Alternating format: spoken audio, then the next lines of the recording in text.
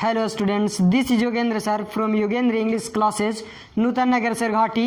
इस वीडियो में हम लोग 12th क्लास इंग्लिश का एक पोएम पढ़ने जा रहे हैं, जिस पोएम का नाम है एन एपिटॉफ। लेकिन इस पोएम पढ़ने से पहले एक मेरा रिक्वेस्ट आपसे ये है कि आप मेरे चैनल को सब्सक्राइब नहीं किए हो तो प्लीज़ चैनल के सब्सक्राइब कर लो और इस वीडियो को अपने दोस्तों के बीच शेयर कर दो ताकि उनको भी ये लाभ मिल सके। तो चलिए इस पोएम को हम लोग पढ़ते हैं। एन एपिटॉफ वाल्टर डेलामेर के द्वारा लिखा गया एक कविता है।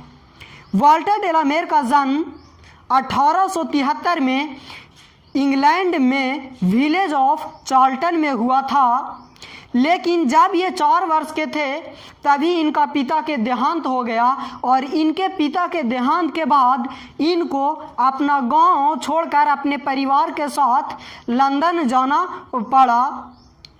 और ये सुपरनेचुरल वर्ल्ड और बच्चों के प्रति सेंसिटिव कंसर्न के लिए जाने जाते थे और इनको क्वीन एलिजाबेथ सेकेंड ने 1953 ईस्वी में ऑर्डर ऑफ मेरिट से सम्मानित किए थे। तो चलिए अब हम लोग पोएम पढ़ते हैं। ये तो लेखक के बारे में कुछ संक्षिप्त में इंट्रोडक्शन था। तो ये पोएम एक लेडी, एक औरत पे बेस्ड है। वो लेडी जो इस दुनिया में अभी जीवित नहीं है, वो मर चुकी हैं और वो अभी कब्र के अंदर हैं।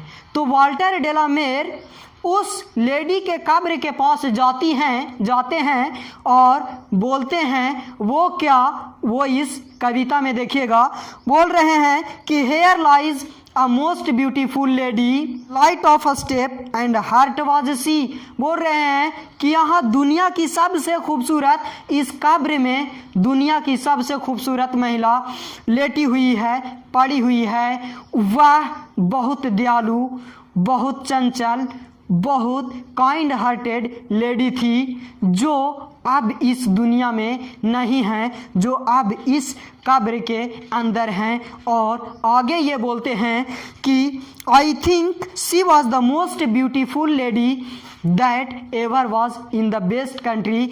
मैं सोचता हूँ, लेखक ये कहते हैं कि मैं सोचता हूँ कि वो बेस्ट कंट्री के सबसे खूबसूरत महिला थी। इतनी खूबसूरत महिला आज तक मैंने वेस्ट कंट्री में नहीं देखा है। ये लेखक कह रहे हैं कि ये महिला जो कब्र में लेटी हुई है, ये वेस्ट कंट्री की सबसे खूबसूरत महिला थी, सबसे ब्यूटीफुल महिला थी जो अभी कब्र के अंदर हैं। आगे ये कहते हैं but beauty vanish beauty passes. खूबसूरती चली जाती है, खूबसूरती समाप्त हो जाती है। लेखक कहना चाह रहे हैं कि कोई भी आदमी कितनी ही खूबसूरत क्यों ना हो, लेकिन समय के साथ उनका खूबसूरती मिट ही जाती है, समाप्त हो ही जाती है। बल्कि खूबसूरती ही नहीं, लेकिन खूबसूरती से जुड़ी यादें भी एक समय के बाद समाप्त हो जाता है। और आगे ये क्या बोलते हैं कि however rare it be and when I crumble who will remember. बोल रहे हैं कि शायद ही ऐसा होता है।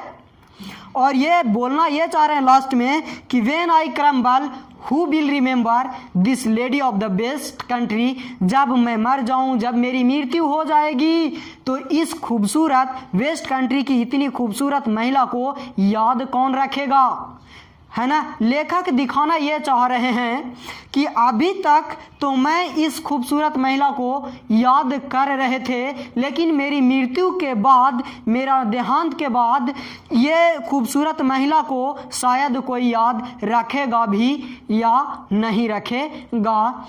लेकिन अगर ये ओवरऑल पोएम के निचोड़ देखा जाए तो लेखक हमें ये लेसन देते हैं कि चाहे कोई भी व्यक्ति कितनी ही शक्तिशाली, कितना ही खूबसूरत, कितना ही धनवान, कितना ही विद्वान क्यों न हो, लेकिन एक दिन समाप्त हो ही जाती है। इससे लेखक कहना ये चाहते हैं कि मनुष्य नश्वर है। जो व्यक्ति जन्म लिया है वो मरेगा ही, है ना। बल्कि वो जितना खूबसूरत हो, जितना धनवान हो, बलवान हो, वो भी समय के साथ समाप्त हो जाएगी। तो चलिए इस कविता को यहीं पे हम लोग समाप्त करते हैं।